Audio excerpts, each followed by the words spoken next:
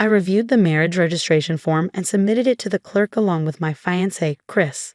The clerk said, "Let me check this for you," and took the form. While we waited, Chris walked over to his family, looking happy. I thought about how we could build a happy family together and get along well with his family. But then I overheard Chris and his family talking, and their words shocked me. They said things like, "Once she submits the marriage form, she won't be able to escape us easily, and I finally got my servant. I won't have to work now." They even praised Chris for doing well and talked about how they could live luxuriously. One of them said, "I'll let her do all the housework and we can live gracefully from now on." I couldn't believe what I was hearing. I was frozen in surprise. The clerk, who had heard the conversation too, looked at me with wide eyes. Maybe Chris and his family were so excited that they didn't realize they were speaking so loudly. The clerk then whispered to me, "There's no problem with the form, but I'll give this back to you," and gently handed it back. I whispered, "Thank you so much," and put the form in my bag. My name is Mary, and I'm a 30-year-old office worker. I worked really hard to get into a top high school and university, and then landed a job at one of the world's most famous IT companies. I focused on doing my best at work, and I was promoted to section manager by the age of 30. The more I worked, the more results I saw, which I enjoyed because it suited my personality. But sometimes I feel lonely. It's been a long time since I had a boyfriend. When I see my friends getting married or having babies and looking happy, I sometimes feel sad and wonder if I'll be alone for the rest of my life.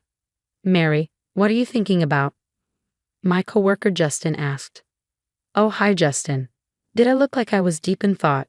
I replied. "You looked like something was bothering you," he said.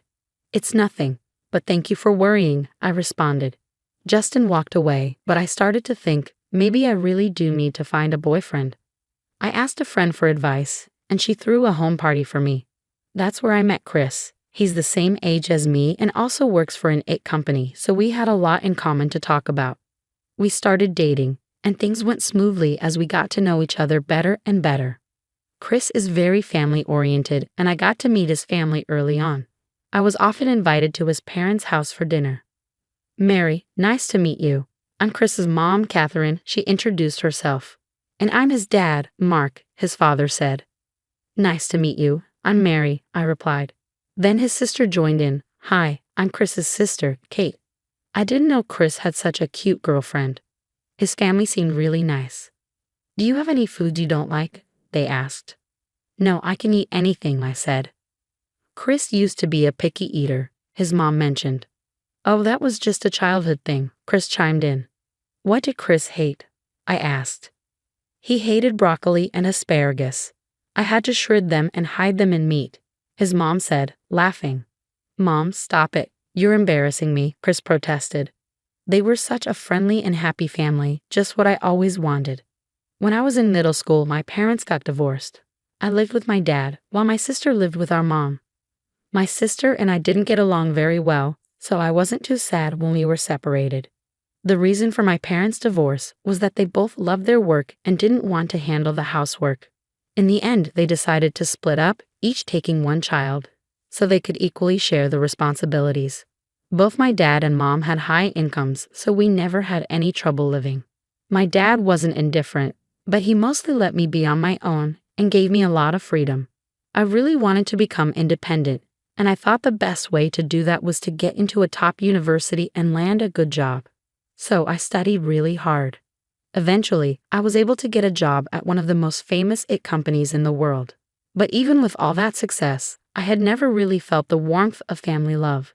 That's why I adored Chris's warm and close-knit family. "Think of us as your other family," Chris once told me. I guess he said that because he knew about my situation. I was regularly invited to his parents' house for dinner. His sister Kate even started treating me like a real sister and often asked me for advice about work. After graduating from university, Kate got a job at a company that was pretty awful, long hours, no overtime pay, and way too much work. So she quit and started working part-time at an ice cream shop. Now she's looking for a full-time job and often asks for my advice. "Thank you, Mary. This is really helpful," she would say. "It's okay, Kate. I like talking to you," I'd reply. "Mary, you're like a real big sister." "I've always wanted a big sister," Kate told me one day. Oh, that's so sweet. My own sister never thanked me for anything and wasn't as nice as you at all, I said. Really? Then let's go to lots of places together, Kate suggested.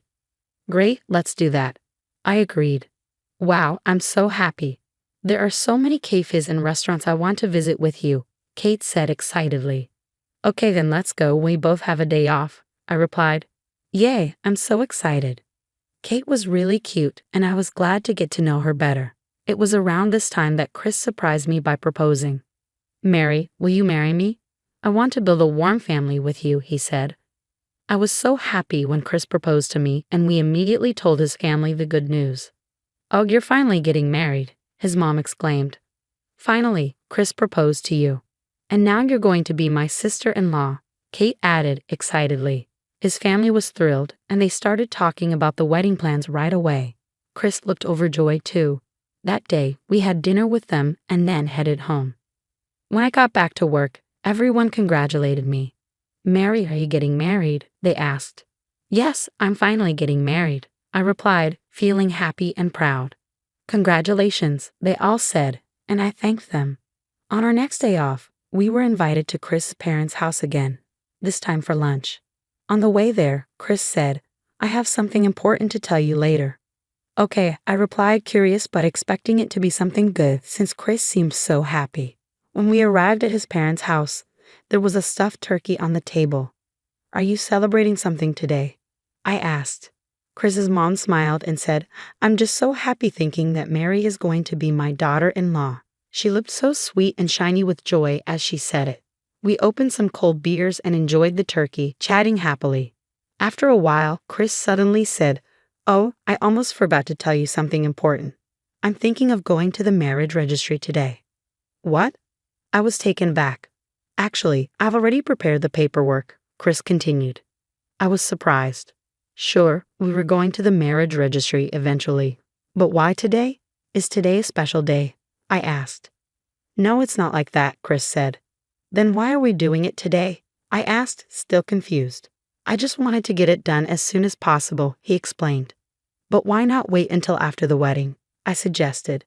The wedding is still a long way off, he replied. We had already visited several restaurants and found one we really liked for our wedding. However, it was a very popular place, so we could only reserve it for a few months later. I think we should wait until after the wedding, I suggested, feeling unsure about rushing things. No, I want to be married to you as soon as possible, Chris insisted. The sooner the better for us too, his mom added. Mary, I agree with Chris. You should get married as soon as possible, his dad chimed in. We had been planning to find an apartment that was conveniently located between both our workplaces. But then Chris said, yeah, about that. We were thinking of moving into this house together. What? I was completely surprised. I had assumed we'd be living on our own. I thought we'd be getting our own place. I mean, it takes time to find an apartment, and we also have to prepare for the wedding, Chris explained. That's why I think it would be better to live at my parents' house first and take our time finding an apartment. Chris might have had a point, but the idea of living with his family made me uneasy. I didn't have a great experience living with my own family, and although Chris's family members were all nice, I wondered if it would really be okay. Chris's mom reassured me, we're already ready to welcome you into our family. We understand your situation, so you don't have to worry about anything. After hearing that, I thought I might be able to live with them. Okay, thank you so much, I said, feeling a bit more comfortable. Then let's go to the marriage registry, Kate suggested, and everyone, including Chris and his parents, agreed. I finally said, okay, let's do it, and we all decided to go to the marriage bureau together. Kate, who hadn't been drinking, drove us there. I realized I might have had a bit too many beers and was feeling a little nervous. But as soon as we arrived, I felt the need to go to the bathroom. Before submitting the marriage registration form, I went to the bathroom. When I came back, I saw Chris's parents and Kate chatting happily. I rechecked the form and then submitted it to the clerk along with Chris. The clerk said, Let me check this for you, and took the form. While we waited, Chris walked over to his family, looking pleased. I felt hopeful about building a happy life with him and getting along well with his family. Just as I was thinking this, I overheard parts of their conversation that filled me with dread. One of them said, once they submit the marriage registration form, she won't be able to escape us easily. Another added, I finally got my servant. I won't have to work anymore. Someone praised Chris, saying, you did really well. From now on, we can live luxuriously. I want a new purse, someone said, and another added, I want golf clubs. We can let her do all the housework. I couldn't believe what I was hearing. What were they talking about? I froze in shock, and I noticed the clerk had also heard their conversation. Her eyes were wide with surprise. Maybe Chris and his family were so excited that they didn't realize they were speaking so loudly. The clerk looked at me and whispered, there's no problem with the form, but I'll give this back to you. She gently handed the marriage registration form back to me. I whispered, thank you so much, and quickly put it in my bag. Just as I did, Chris returned. Has it been submitted with no problems? He asked. Yes, I lied, then added, let's go home. I followed Chris and his family to the car. They had always seemed like a warm, friendly family, but now they just looked frightening. They drove me home that day, but the next morning, Chris told me that since we were married, we should start living together at his parents' house. I agreed and decided to move in, determined to find out if what I overheard was really true. Of course, I pretended that I had canceled my apartment plans and assured Chris that I would handle everything myself. I mentioned that I would sell my belongings to a recycling company soon. With that settled, we moved into his parents' house. However, as soon as I arrived, Chris's family's attitude changed dramatically. Mary, I manage all the finances in this house, his mother said sternly. So you need to put your entire salary into the household account. What?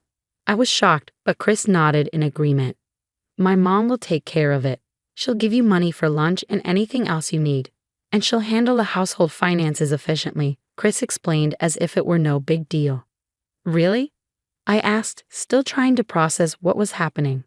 That's right, so don't worry about handing over your entire salary, his mom continued. Oh, and one more thing, you'll be responsible for all the housework. What? I couldn't believe what I was hearing. Do you have a problem with that? His mom asked sharply. I'm working, so it's a bit much to handle all the housework on top of that, I replied, trying to reason with them. Oh, are you such a coward that you won't even try? She snapped back. What? I was stunned. Shut your mouth and start doing the chores, Chris's dad said, giving me the scariest look I'd ever seen from him. Even Kate chimed in, I like your brown bags. Buy some for me too. Chris added, Mary, you're now my wife and a member of this family, so you need to do everything we tell you to. At that moment, I realized this was their true nature. They had been planning to take advantage of me from the start. I don't want to, I said firmly. What? What'd you just say? Chris's mom asked, glaring at me. I can't accept everything you just told me, I replied, standing my ground. I won't do all the housework, and I won't give you my entire salary, I said firmly. When I said this, Chris and his family became furious. Hey Mary, what are you talking about? You're our daughter-in-law now. Just do what we tell you, Chris's mom said, her voice full of anger. Your only value is to make our lives easier, added Chris's dad. I'm not your daughter-in-law, I replied, standing my ground. What? Chris's mom was stunned. You had that conversation at the marriage bureau, didn't you? I asked. After what I overheard, I decided not to register our marriage. Their faces turned pale. Oh no, did you really not submit the form? Chris's mom asked urgently. I already threw the marriage registration form in the trash, I said. I can't live with people who take advantage of me. Let's just break up. Chris slumped to the floor, clearly devastated. I left the house immediately. It turned out that Chris's family had already planned an overseas trip for the four of them, including booking a luxury hotel and first-class airline tickets, all based on the assumption they'd be getting my salary. Since I broke up with Chris the day before the trip, they had to pay a lot of cancellation fees. Chris asked me to cover the cancellation fees, but of course I refused and blocked him from contacting me. Now, they're about $50,000 in debt and are all arguing with each other. It seems their only connection was money, and their relationships weren't very strong. Mary, did you cancel the marriage? Justin asked when I ran into him. Oh, Justin, you heard about that already, I said. Rumors spread fast, he noted, looking amused. You can laugh if you want, I said. I'm not laughing, I'm actually happy, Justin admitted, though he looked a bit embarrassed. Why's that? I asked. Because it means I have a chance, he replied. A few months later, Justin asked me out and recently proposed to me. I'm so happy now. Chris and his family were only nice to me at the beginning to take advantage of me. I'm relieved I discovered their true nature before we got married. I was curious about what happened next with Justin, but for now, I wish Mary a happy marriage this time around. Thank you for watching. Please subscribe to our channel if you enjoyed the video. See you in the next one.